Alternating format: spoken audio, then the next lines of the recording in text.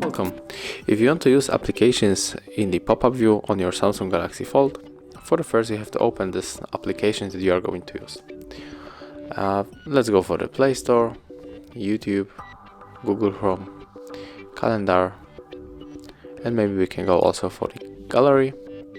Then click on this button right here, click on the icon of application and choose the open in a pop-up view.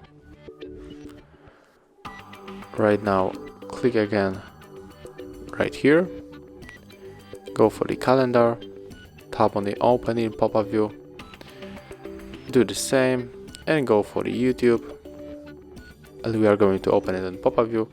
And right now when you want to working on all of these applications at the same time, you just have to open them from this floating menu. And this is how it looks. Thank you guys for watching. Leave thumbs ups, comments and subscribe to our channel.